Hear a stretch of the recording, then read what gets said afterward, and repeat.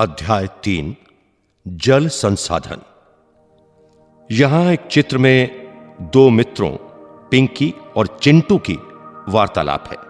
पहला मित्र: पिंकी, क्या तुमने टीवी पर उड़ीसा में आई बाढ़ पर दिल दहलाने वाली रिपोर्ट देखी? हे भगवान, उसने क्या प्रलय मचाया है। रास्ते में जो कुछ आया बर्बाद कर दिया और बहा ले गई। दूसरा मित्र: हां चिंटू, मैंने देखा। क्या यह आश्चर्यजनक नहीं है कि जल जीवन दे भी सकता है और ले भी सकता है? हम पानी के बिना क्या करेंगे? मेरे पिताजी मुझे बता रहे थे कि उनके कारखाने में बहुत सारी चीजों के लिए काफी जल की आवश्यकता होती है। क्या तुम जानते हो कि मशीनों को ठंडा करने के लिए भी जल की आवश्यकता होती है? कारखाना भी जल विद्युत संयंत्र द्वारा पैदा की हुई बिजली से चलता है। अब मैं समझ सकती हूं कि विभिन्न युगों में मानव नदियों और अन्य जल स्रोतों जैसे झरनों, झीलों, पोखरों और मरुद्यानों के आसपास क्यों बसता था। जैसा कि आप जानते हैं कि 3/4 धरातल जल से ढका हुआ है, परंतु इसमें प्रयोग में लाने योग्य अलवणीय जल का अनुपात बहुत कम है।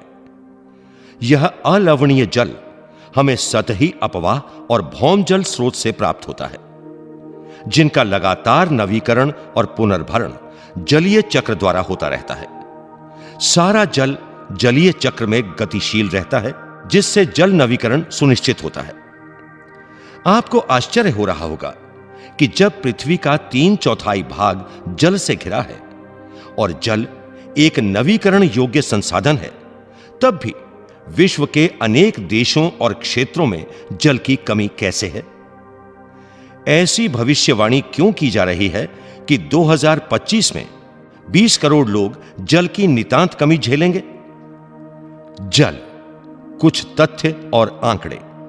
पॉइंट 1: विश्व में जल के कुल आयतन का 96.5% भाग महासागरों में पाया जाता है और केवल 2.5% अलवणीय जल है। विश्व में अलवणीय जल का लगभग 70% भाग एंटार्क्टिका, ग्रीनलैंड और पर्वतीय क्षेत्रों में बर्फ की चादरों और हिमनदों के रूप में मिलता है, जबकि 30% से थोड़ा सा कम भौम जल के जलभृत अर्थात एक्वीफर के रूप में पाया जाता है। पॉइंट 2: भारत विश्व की वृष्टि का 4% हिस्सा प्राप्त करता है और प्रति व्यक्ति प्रति वर्ष जल उपलब्धता के संदर्भ में विश्व में इसका 133वां स्थान है। पॉइंट 3: भारत में कुल नवीकरण योग्य जल संसाधन 1897 वर्ग किलोमीटर प्रति वर्ष अनुमानित है। पॉइंट 4: भविष्यवाणी है कि 2025 तक भारत का एक बड़ा हिस्सा विश्व के अन्य देशों और क्षेत्रों की तरह जल की नितांत कमी महसूस करेगा। स्रोत: संयुक्त राष्ट्र विश्व जल विकास रिपोर्ट 2003, पृष्ठ 26। जल दुर्लभता और जल संरक्षण एवं प्रबंधन की आवश्यकता। जल के विशाल भंडार और इसके नवीकरण योग्य गुणों के होते हुए यह सोचना भी मुश्किल है कि हमें जल दुर्लभता का सामना करना पड़ सकता है। जैसे ही हम जल की कमी की बात करते हैं, तो हमें तत्काल ही कम वर्षा वाले क्षेत्रों या सूखाग्रस्त इलाकों का ध्यान आता है।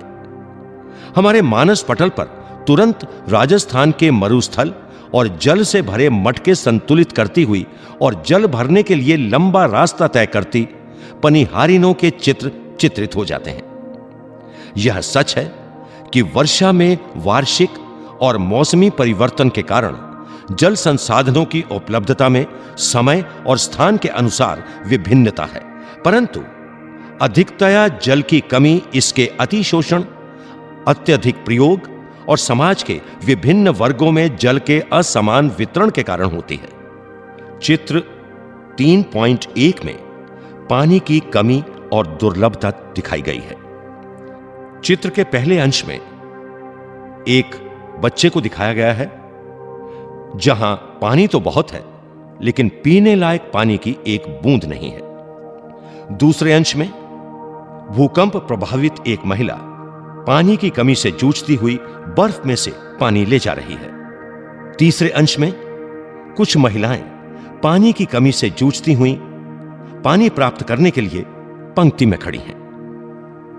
पृष्ठ संख्या 27।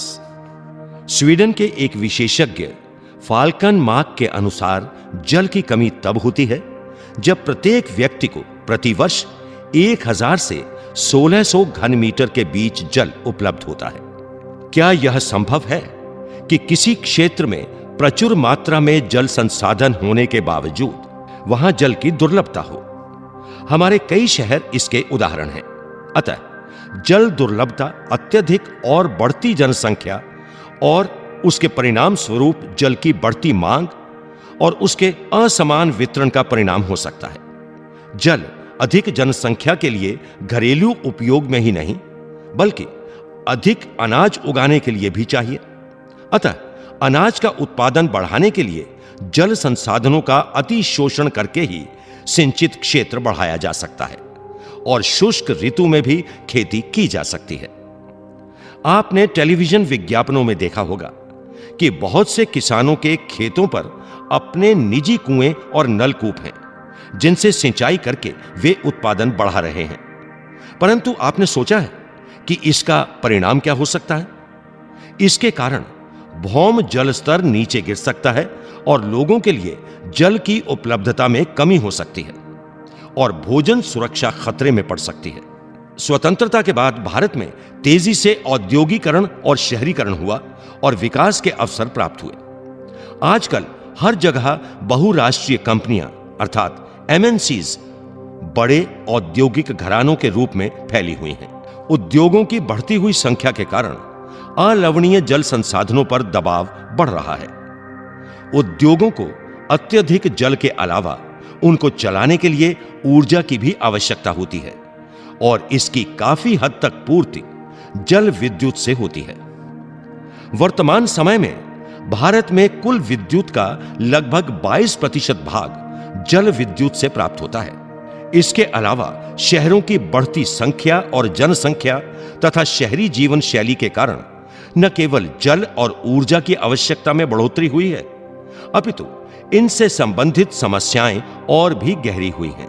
यदि आप शहरी आवास समितियों या कॉलोनियों पर नजर डालें तो आप पाएंगे कि उनके अंदर जल पूर्ति के लिए नलकूप स्थापित किए गए हैं। इसमें कोई आश्चर्य नहीं है कि शहरों में जल संसाधनों का अतिशोषण हो रहा है और इनकी कमी होती जा रही है। अब तक हमने जल दुर्लभता के मात्रात्मक पहलू की ही बात की है। आओ हम ऐसी स्थिति के बारे में विचार करें जहां लोगों की आवश्यकता के लिए काफी जल संसाधन है परंतु फिर भी इन क्षेत्रों में जल की दुर्लभता है। यह दुर्लभता जल की खराब गुणवत्ता के कारण हो सकती है।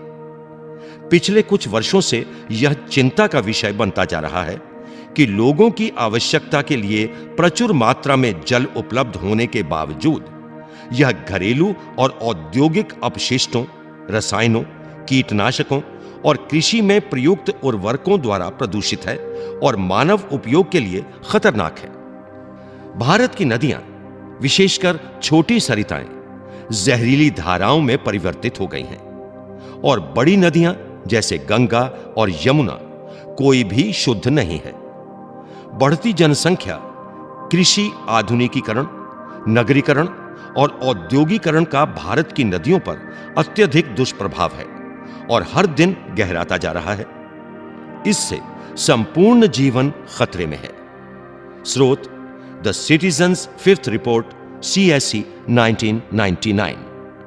आपने अनुभव कर लिया होगा कि समय की मांग है कि हम अपने जल संसाधनों का संरक्षण और प्रबंधन करें, स्वयं को स्वास्थ्य संबंधी खतरों से बचाएं, खाद्यान्न सुरक्षा, अपनी आजीविका और उत्पादक क्रियाओं की निरंतरता को सुनिश्चित करें और हमारे प्राकृतिक पारितंत्रों को निम्नीकृत अर्थात डिग्रेडेशन होने से बचाएं। जल संसाधनों के अतिशोषण और कुप्रबंधन से इन संसाधनों का ह्रास हो सकता है और पारिस्थितिकी संकट की समस्या पैदा हो सकती है जिसका हमारे जीवन पर गंभीर प्रभाव हो सकता है। क्रियाकलाप अपने दिन प्रतिदिन के अनुभव के आधार पर जल संरक्षण के लिए एक संक्षिप्त प्रस्ताव लिखें। पृष्ठ संख्या 28। बहुउद्देशीय नदी परियोजनाएं और समन्वित जल संसाधन प्रबंधन। हम जल का संरक्षण और प्रबंधन कैसे करें? पुरातत्व वैज्ञानिक और ऐतिहासिक अभिलेख या दस्तावेज अर्थात रिकॉर्ड बताते हैं कि हमने प्राचीन काल से सिंचाई के लिए पत्थरों और मलबे से बांध, जलाशय अथवा झीलों के तटबंध और नहरों जैसी उत्कृष्ट जलीय कृतियां बनाई हैं। इसमें कोई आश्चर्य नहीं कि हमने यह परिपाटी आधुनिक भारत में भी जारी रखी है और अधिकतर नदियों के बेसिनों में बांध बनाए हैं। प्राचीन भारत में जलीय कृतियां। पॉइंट 1। ईसा से 1 शताब्दी पहले इलाहाबाद के नजदीक श्रृंगवेरा में गंगा नदी की बाढ़ के जल को संरक्षित करने के लिए एक उत्कृष्ट जल संग्रहण तंत्र बनाया गया था। पॉइंट 2। चंद्रगुप्त मौर्य के समय बृहत स्तर पर बांध, झील और सिंचाई तंत्रों का निर्माण करवाया गया। पॉइंट 3।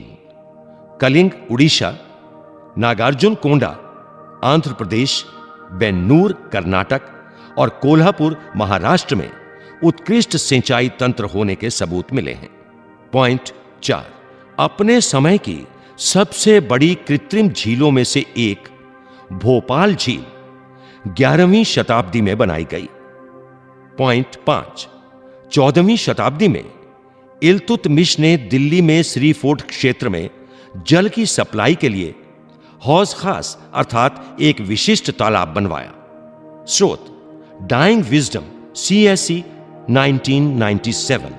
चित्र 3.2 में हीराकुंड बांध दिखाया गया है।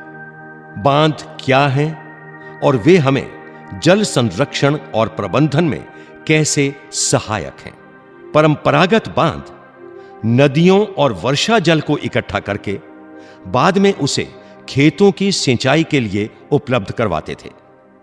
आजकल बांध सिर्फ सिंचाई के लिए नहीं बनाए जाते, अपितु उनका उद्देश्य विद्युत उत्पादन, घरेलू और औद्योगिक उपयोग, जल आपूर्ति, बाढ़ नियंत्रण, मनोरंजन, आंतरिक नौचालन और मछली पालन भी है।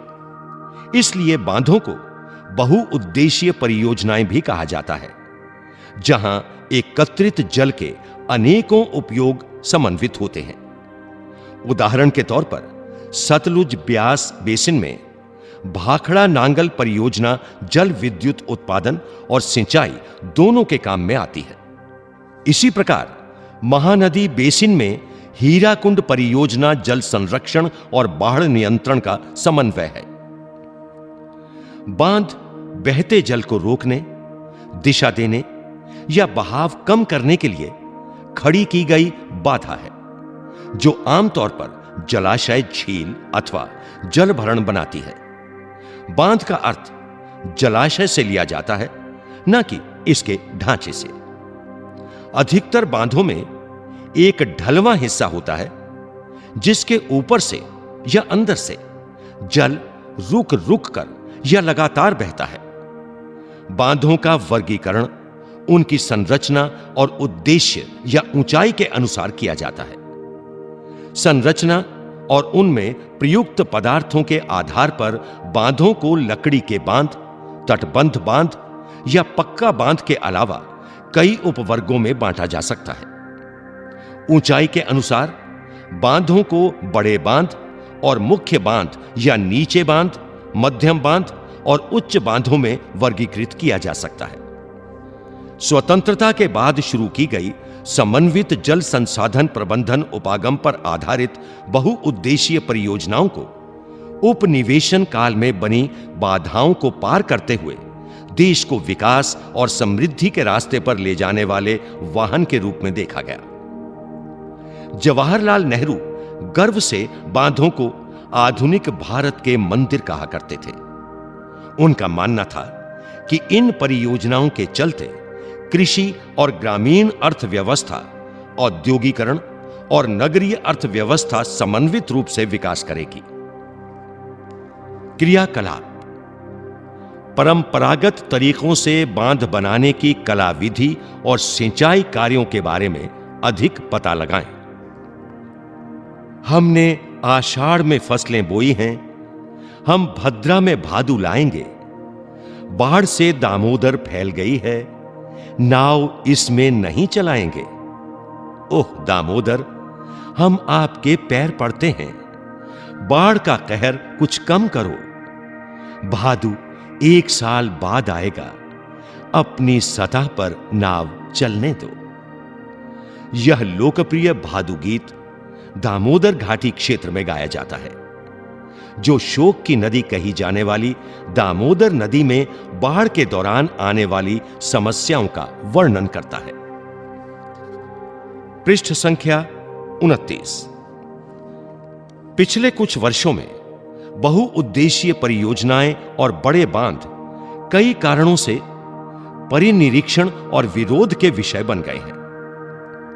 नदियों पर बांध बनाने और उनका बहाव नियंत्रित करने से उनका प्राकृतिक बहाव अवरुद्ध होता है, जिसके कारण तलछट बहाव कम हो जाता है और अत्यधिक तलछट जलाशय की तली पर जमा होता रहता है, जिससे नदी का तल अधिक चट्टानी हो जाता है और नदी जलीय जीव आवासों में भोजन की कमी हो जाती है। बांध नदियों को टुकड़ों में बांट देते हैं, जिससे विशेषकर अंडे देने की ऋतु में जलीय जीवों का नदियों में स्थानांतरण अवरुद्ध हो जाता है। बाढ़ के मैदान में बनाए जाने वाले जलाशयों द्वारा वहां मौजूद वनस्पति और मिट्टियां जल में डूब जाती हैं, जो कालांतर में अपघटित हो जाती हैं। बहुउद्देशीय परियोजनाएं और बड़े बांध नए सामाजिक आंदोलनों जैसे नर्मदा बचाओ आंदोलन और टिहरी बांध आंदोलन के कारण भी बन गए हैं। इन परियोजनाओं का विरोध मुख्य रूप से स्थानीय समुदायों के वृहद स्तर पर विस्थापन के कारण है। आमतौर पर स्थानीय लोगों को उनकी जमीन, आजीविका और संसाधनों से लगाव एवं नियंत्रण देश की बेहतरी के लिए कुर्बान करना पड़ता है। इसलिए अगर स्थानीय लोगों को इन परियोजनाओं का लाभ नहीं मिल रहा है, तो किसको मिल रहा है? शायद जमींदारों और बड़े किसानों को, या उद्योगपतियों और कुछ नगरीय केंद्रों को। गांव के भूमिहीनों को लीजिए, क्या वे वास्तव में ऐसी परियोजनाओं से लाभ उठाते हैं?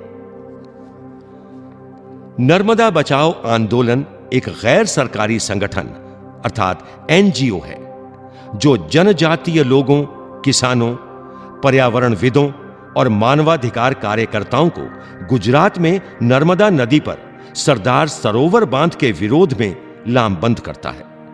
मूल रूप से शुरू में यहां आंदोलन जंगलों के बांध के पानी में डूबने जैसे पर्यावरणीय मुद्दों पर केंद्रित था। हाल ही में इस आंदोलन का लक्ष्य बांध से विस्थापित गरीब लोगों को सरकार से संपूर्ण पुनर्वास सुविधाएं दिलाना हो गया है। लोगों ने सोचा कि उनकी यातनाएं व्यर्थ नहीं जाएंगी। विस्थापन का शोक स्वीकार किया, यह विश्वास करके कि सिंचाई के प्रसार से वे माला माल हो जाएंगे।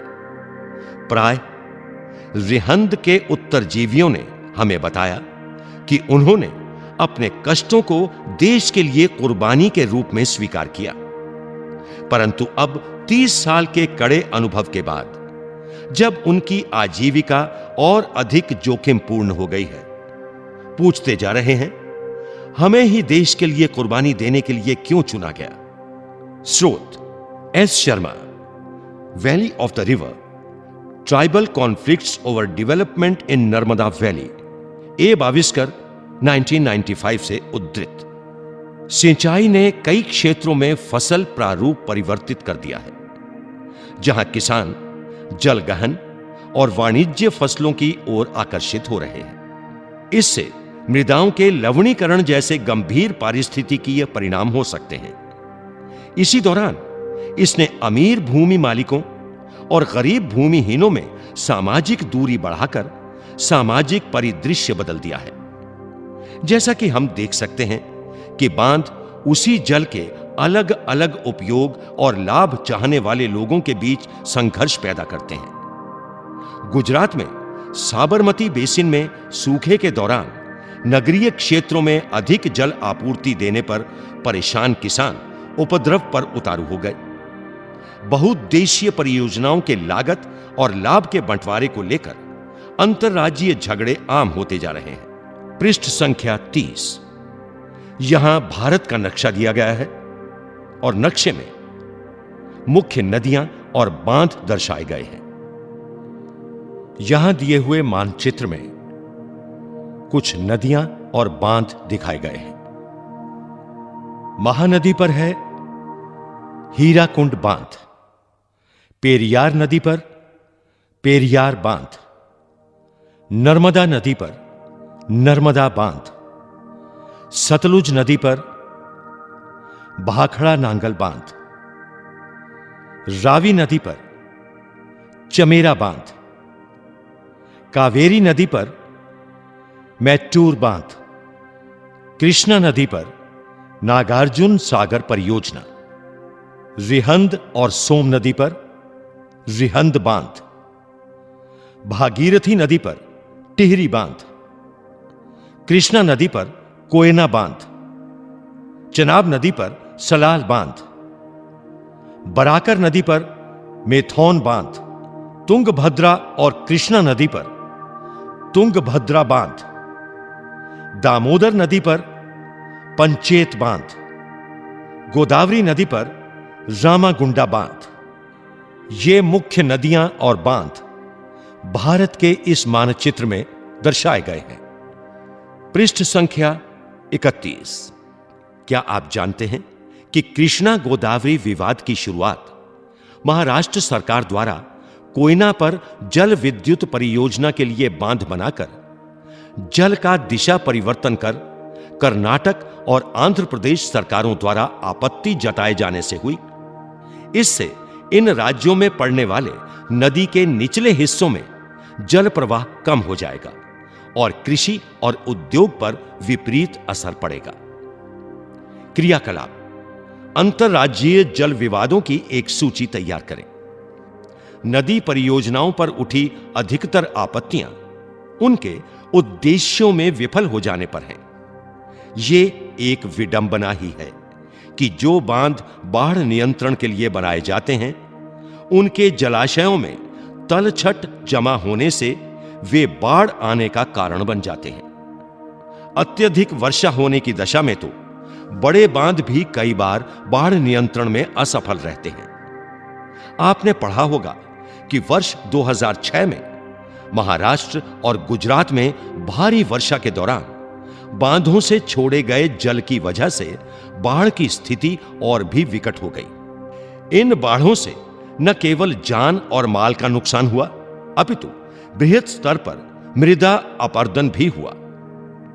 बांध के जलाशय पर तलछट जमा होने का अर्थ यह भी है कि यह तलछट, जो कि एक प्राकृतिक उर्वरक है, बाढ़ के मैदानों तक नहीं पहुंचती, जिसके कारण भूमि निम्नीकरण की समस्याएं बढ़ती हैं। यह भी माना जाता है कि बहुउद्देशीय योजनाओं के कारण भूकंप आने की संभावना भी बढ़ जाती है और अत्यधिक जल के उपयोग से जल जनित बीमारियां, फसलों में कीटाणु जनित बीमारियां और प्रदूषण फैलते हैं। इसी पृष्ठ पर समाचार पत्र के कुछ अंश दिए गए हैं जिसमें देश के बाढ़ संभावित क्षेत्रों के विषय में जानकारी इकट्ठा की गई है।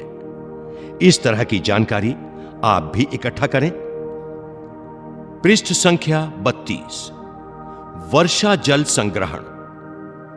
बहुत से लोगों का मानना है कि बहुउद्देशीय परियोजनाओं के अलाभप्रद असर और उन पर उठे विवादों के चलते वर्षा जल संग्रहण तंत्र इनके सामाजिक, आर्थिक और पारिस्थितिक तौर पर व्यवहार्थ विकल्प हो सकते हैं। प्राचीन भारत में उत्कृष्ट जलीय निर्माणों के साथ साथ जल संग्रहण ढांचे भी पाए जाते थे। लोगों को वर्षा पद्धति और मृदा के गुणों के बारे में गहरा ज्ञान था। उन्होंने स्थानीय पारिस्थितिकीय परिस्थितियों और उनकी जल आवश्यकता अनुसार वर्षा जल, भौम जल, नदी जल और बाढ़ जल संग्रहण के अनेक तरीके विकसित कर लिए थे। पहाड़ी और पर्वतीय क्षेत्रों में लोगों ने गुल अथवा कुल, जो पश्चिमी हिमालय में उपलब्ध हैं, जैसी वाहिकाएं नदी की धारा का रास्ता बदलकर खेतों में सिंचाई के लिए बनाई हैं। पश्चिमी भारत, विशेषकर राजस्थान में पीने का जल एकत्रित करने के लिए छत वर्षा जल संग्रहण का तरीका आम था। पश्चिम बंगाल में बाढ़ के मैदान में लोग अपने खेतों की सिंचाई के लिए बाढ़ जल वाहिकाएं बनाते थे। शुष्क और अर्धशुष्क क्षेत्रों में खेतों में वर्षा जल एकत्रित करने के लिए गड्ढे बनाए जाते थे, ताकि मृदा को संचित किया जा सके और संरक्षित जल को खेती के लिए उपयोग में लाया जा सके। राजस्थान के जिले जैसलमेर में खादीन और अन्य क्षेत्रों में जोहड़ इसके उदाहरण हैं। चित्र संख्या 3.3 are you a water harvester? इस चित्र में कुछ लोग छाते में गिरती बरसात की बूंदों को गिनने का प्रयास कर रहे हैं। This monsoon join us in counting the rain drops. चित्र 3.4 में छत वर्षा जल संग्रहण दिखाया गया है, जिसे दो भागों में बांटा गया है, अ और ब। भाग अ में हैंडपंप के माध्यम से पुनर्भरण दर्शाया गया है और भाग ब में बेकार पड़े कुएं के माध्यम से पुनर्भरण दर्शाया गया है। पॉइंट 1, पीवीसी पाइप का इस्तेमाल करके छत का वर्षा जल एकत्रित किया जाता है। पॉइंट 2, रेत और ईंट प्रयोग करके जल का छनन अर्थात फिल्टर किया जाता है। पॉइंट 3, भूमिगत पाइप के द्वारा जल हौज तक ले जाया जाता है, जहां से इसे तुरंत प्रयोग किया जा सकता है। पॉइंट 4, हौज से अतिरिक्त जल कुएं तक ले जाया जाता है। पॉइंट 5, कुएं का जल भूमिगत जल का पुनर्भरण करता है। पॉइंट 6, बाद में इस जल का उपयोग किया जा सकता है। पृष्ठ संख्या 33। यहां चित्र 3.5 में वर्षा जल संग्रहण की पारंपरिक विधि दर्शाई गई है। एक कुल से वर्तुल ग्रामीण तालाब बनता है, काजा गांव के चित्र के अनुसार, जिससे जरूरत पड़ने पर पानी छोड़ सकते हैं।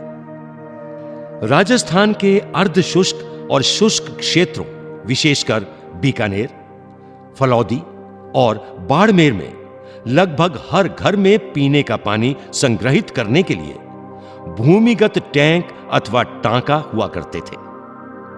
इसका आकार एक बड़े कमरे जितना हो सकता है। फलोदी में एक घर में 6.1 मीटर गहरा, 4.27 मीटर लंबा और 2.44 मीटर चौड़ा टांका था। टांका यहां सुविकसित छत वर्षा जल संग्रहण तंत्र का अभिन्न हिस्सा होता है, जिसे मुख्य घर या आंगन में बनाया जाता था। वे घरों की ढलवा छतों से पाइप द्वारा जुड़े हुए थे। छत से वर्षा का पानी इन नलों से होकर भूमिगत टांका तक पहुंचता था, जहां इसे एकत्रित किया जाता था। वर्षा का पहला जल छत और नलों को साफ करने में प्रयोग होता था और उसे संग्रहित नहीं किया जाता था। इसके बाद होने वाली वर्षा का जल संग्रह किया जाता था। टांका में वर्षा जल अगली वर्षा ऋतु तक संग्रहित किया जा सकता है। यह इसे जल की कमी वाली ग्रीष्म ऋतु तक पीने का जल उपलब्ध करवाने वाला जल स्रोत बनाता है। वर्षा जल अथवा पालर पानी, जैसा कि इसे इन क्षेत्रों में पुकारा जाता है, प्राकृतिक जल का शुद्धतम रूप समझा जाता है। कुछ घरों में तो टांकों के साथ भूमिगत कमरे भी बनाए जाते हैं, क्योंकि जल का यह स्रोत इन कमरों को भी ठंडा रखता था, जिससे ग्रीष्म ऋतु में गर्मी से राहत मिलती है। एक रोचक तथ्य। मेघालय की राजधानी शिलांग में छत वर्षा जल संग्रहण प्रचलित है। यह रोचक इसलिए है क्योंकि चेरापूंजी और मौसिनराम, जहां विश्व की सबसे अधिक वर्षा होती है, शिलांग से 55 किलोमीटर की दूरी पर ही स्थित है और यह शहर पीने के जल की कमी की गंभीर समस्या का सामना करता है। शहर के लगभग हर घर में छत वर्षा जल संग्रहण की व्यवस्था है। घरेलू जल आवश्यकता की कुल मांग के लगभग 15 से 25% हिस्से की पूर्ति छत जल संग्रहण व्यवस्था से ही होती है। क्रियाकलाप। अपने क्षेत्र में पाए जाने वाले अन्य वर्षा जल संग्रहण तंत्रों के बारे में पता लगाएं।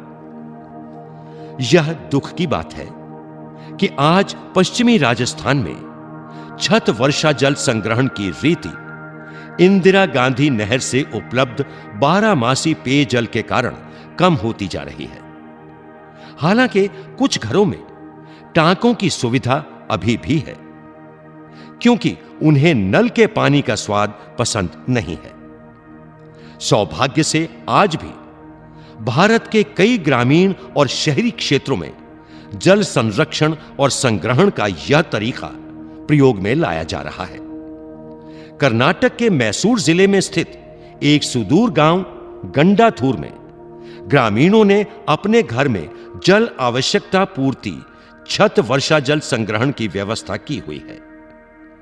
गांव के लगभग 200 घरों में यह व्यवस्था है और इस गांव ने वर्षा जल संपन्न गांव की ख्याति अर्जित की है। यहां प्रयोग किए जा रहे वर्षा जल संग्रहण ढांचों के बारे में अधिक जानकारी के लिए चित्र 3.4 को देखें। इस गांव में हर वर्ष लगभग 1000 मिलीमीटर वर्षा होती है और 10 भराई के साथ यहां संग्रहण दक्षता 80% है। यहां हर घर लगभग प्रत्येक वर्ष 50,000 मीटर जल का संग्रह और उपयोग कर सकता है। 20 घरों द्वारा हर वर्ष लगभग 10 लाख लीटर जल एकत्रित किया जाता है। चित्र 3.6 यह दर्शाने का प्रयास कर रहा है कि छत जल संग्रहण थार के सभी शहरों और ग्रामों में प्रचलित था। वर्षा जल जो कि घरों की ढालू छतों पर गिरता है, उसे पाइप द्वारा भूमिगत टांका के अंदर ले जाते हैं। भूमि में गोल छिद्र मुख्य घर अथवा आंगन में बना होता है। चित्र में दर्शाया गया है कि जल पड़ोसी की छत से एक लंबे पाइप के द्वारा लाया जाता है। यहां पड़ोसी की छत का उपयोग वर्षा जल को एकत्र करने के लिए किया गया है। चित्र में एक छेद दिखाया गया है जिसके द्वारा वर्षा जल भूमिगत टांका में चला जाता है। पृष्ठ संख्या 34। चित्र 3.7 में बांस ड्रिप सिंचाई प्रणाली के कुछ अलग अलग चित्र दिखाए गए हैं। बांस ड्रिप सिंचाई प्रणाली मेघालय में नदियों व झरनों के जल को बांस द्वारा बने पाइप द्वारा एकत्रित करने की 200 वर्ष पुरानी विधि प्रचलित है। लगभग 18 से 20 लीटर सिंचाई पानी बांस पाइप में आ जाता है तथा उसे सैकड़ों मीटर की दूरी तक ले जाया जाता है। अंत में पानी का बहाव 20 से 80 बूंद प्रति मिनट तक घटाकर पौधे पर छोड़ दिया जाता है। चित्र 1 में दर्शाया गया है पहाड़ी शिखरों पर सदा नीरा झरनों की दिशा परिवर्तित करने के लिए बांस के पाइपों का उपयोग किया जाता है। इन पाइपों के माध्यम से गुरुत्वाकर्षण द्वारा जल पहाड़ के निचले स्थानों तक पहुंचाया जाता है। चित्र 2 और 3 में दर्शाया गया है बांस से निर्मित चैनल से पौधे के स्थान तक जल का बहाव परिवर्तित किया जाता है। पौधे तक बांस पाइप से बनाई व बिछाई गई विभिन्न जल शाखाओं में जल वितरित किया जाता है। पाइपों में जल प्रवाह इनकी स्थितियों में परिवर्तित करके नियंत्रित किया जाता है। चित्र 4 में दर्शाया गया है यदि पाइपों को सड़क पार ले जाना हो तो उन्हें भूमि पर ऊंचाई से ले जाया जाता है। चित्र 5 व 6 में दर्शाया गया है संकुचित किए हुए चैनल, सेक्शन और पथांतरण इकाई जल सिंचाई के अंतिम चरण में प्रयुक्त की जाती है। अंतिम चैनल सेक्शन से पौधे की जड़ों के निकट जल गिराया जाता है। तमिलनाडु देश का एकमात्र राज्य है जहां पूरे राज्य में हर घर में छत वर्षा जल संग्रहण ढांचों का बनाना आवश्यक कर दिया गया है। इस संदर्भ में दोषी व्यक्तियों पर कानूनी कार्यवाही हो सकती है। क्रियाकलाप: 1. सूचना एकत्रित करें कि उद्योग किस प्रकार हमारे जल संसाधनों को प्रदूषित कर रहे हैं। 2. अपने सहपाठियों के साथ मिलकर अपने मोहल्ले में जल विवाद पर एक नाटिका प्रस्तुत करें। पृष्ठ संख्या 35। अभ्यास: प्रश्न 1, बहुवैकल्पिक प्रश्न। 1. इन सूचनाओं के आधार पर स्थितियों को जल की कमी से प्रभावित या जल की कमी से अप्रभावित में वर्गीकृत कीजिए। क. अधिक वार्षिक वर्षा वाले क्षेत्र। ख. अधिक वर्षा और अधिक जनसंख्या वाले क्षेत्र। ग. अधिक वर्षा वाले परंतु अत्यधिक प्रदूषित जल क्षेत्र। घ. कम वर्षा और कम जनसंख्या वाले क्षेत्र। 2. इनमें से कौन सा वक्तव्य बहुउद्देशीय नदी परियोजनाओं के पक्ष में दिया गया तर्क नहीं है? क. बहुउद्देशीय परियोजनाएं उन क्षेत्रों में जल लाती हैं जहां जल की कमी होती है। ख. बहुउद्देशीय परियोजनाएं जल बहाव को नियंत्रित करके बाढ़ पर काबू पाती हैं। ग. बहुउद्देशीय परियोजनाओं से बृहद स्तर पर विस्थापन होता है और आजीविका खत्म होती है। घ. बहुउद्देशीय परियोजनाएं हमारे उद्योग और घरों के लिए विद्युत पैदा करती हैं। 3. ये कुछ गलत वक्तव्य हैं। इनमें गलती पहचानें और लिखें। क. शहरों की बढ़ती संख्या, उनकी विशालता और सघन जनसंख्या तथा शहरी जीवन शैली ने जल संसाधनों के सही उपयोग में मदद की है। ख. नदियों पर बांध बनाने और उनको नियंत्रित करने से उनका प्राकृतिक बहाव और तलछट बहाव प्रभावित नहीं होता। ग. गुजरात में साबरमती बेसिन में सूखे के दौरान शहरी क्षेत्रों में अधिक जल आपूर्ति करने पर भी किसान नहीं भड़के। घ. आज राजस्थान में इंदिरा गांधी नहर से उपलब्ध पेयजल के बावजूद छत वर्षा जल संग्रहण लोकप्रिय हो रहा है। प्रश्न 2. इन प्रश्नों के उत्तर लगभग 30 शब्दों में दीजिए। 1. व्याख्या करें कि जल किस प्रकार नवीकरण योग्य संसाधन है। 2. जल दुर्लभता क्या है और इसके मुख्य कारण क्या है। 3. बहुउद्देशीय परियोजनाओं से होने वाले लाभ और हानियों की तुलना करें। प्रश्न 3. इन प्रश्नों के उत्तर लगभग 120 शब्दों में दीजिए। 1. राजस्थान के अर्ध शुष्क क्षेत्रों में वर्षा जल संग्रहण किस प्रकार किया जाता है? व्याख्या कीजिए। 2. परंपरागत वर्षा जल संग्रहण की पद्धतियों को आधुनिक काल में अपनाकर जल संरक्षण एवं भंडारण किस प्रकार किया जा रहा है?